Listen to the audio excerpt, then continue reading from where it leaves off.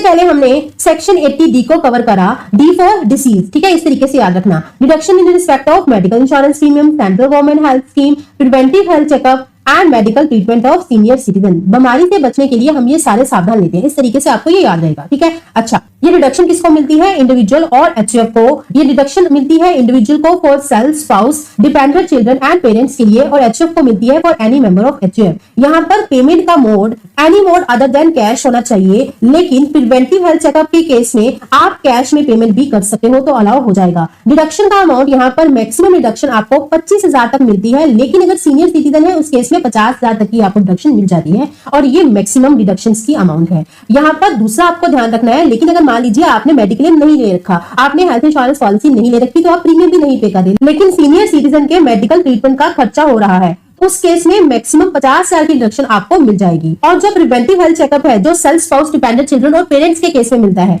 इसके ऊपर भी मैक्सिमम लिमिट 5,000 तक दैट इज आपको ये अलाउ होता है, ठीक है। देन नेक्स्ट हमने कवर करा सेक्शन 80DD, जो कि है डिसेबल डिपेंडेंट। इस तरीके से आपको इसे याद रखना है। ये है medical treatment and maintenance of disable dependent relative है। ये मिलता है रेजिडेंट इंडिविजुअल और एचयूएफ को, और ये इंडिविजुअल के केस में ये उनको मिलता है for dependent relative, that is spouse, dependent children, parents, brother and sister के लिए। एचयूएफ के लिए any dependent member of HUF. यहाँ पर एक्चुअल एक्सपेंडिचर आपने कितना करा वो मैटर नहीं करता, पॉइंट ये है आपको यहाँ पर फ्लैट डिडक्शन मिलती है। नॉर्मल डिसेबिलिटी है तो ₹75,000 की मिल जाएगी, अगर सेवर डिसेबिलिटी है तो ₹1,25,000 की आपको मैक्सिमम डिडक्शन इस सेक्शन में मिल जाती है। इसी के साथ हमने एक और डिडक्शन करी थी 80U की। ये डिडक्शन थी डिसेबल्ड असेसी के लिए। ऊपर हमने जो करा था यहाँ पर रिलेटिव डिसेबल होते हैं, लेकिन 80U क्या था? आप खुद डिसेबल हो, यू मतलब असेसी तुम खुद डिसेबल हो, इस तरीके से आप इसे याद करना, ठीक है। और ये डिडक्शन मिलती है रेजिडेंट इंडिविजुअल को, और ये डिडक्शन में भी डिडक्शन की अमाउंट बाकी डिटेल सेम है, दैट इज नॉर्मल डिसेबिलिटी के केस में 75,000 मैक्सिमम अलाउ होगा, और सिवियर डिसेबिलिटी के केस में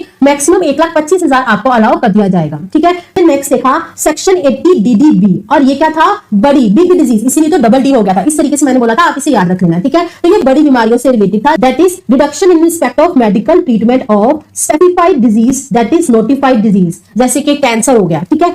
और ये डिडक्शन रेजिडेंट इंडिविजुअल और एचयूएफ को मिलती है। रेजिडेंट इंडिविजुअल को ये डिडक्शन मिलती है for self, spouse, children, parents, brother and sister के लिए, और एचयूएफ को मिलती है for any member of HUF. यहाँ पर डिडक्शन आपको मिलती है जितना आपने एक्चुअल एक्सपेंडिचर करा, और 40,000 विच एवर इज लोअर। लेकिन अगर सीनियर सिटीजन है उस केस में 40,000 की जगह आप 1 लाख लोगे, ठीक है। उस केस में क्या होगा? एक्चुअल एक्सपेंडिचर और 1 lakh which ever is lower. इसमें से अगर कोई इंश्योरेंस क्लेम आपको रिसीव हुआ है वो माइनस कर दोगे, तो जो अमाउंट बचेगी उतने तक की आपको डिडक्शन मिल जाएगी अंडर सेक्शन 80DDB। और अंडर ऑल टैक्स रिजीम ये तीनों डिडक्शन आपको अवेलेबल होती हैं। New tax regime that is under section 115 BAC के अंदर ये डिडक्शन आपको नहीं मिलती है।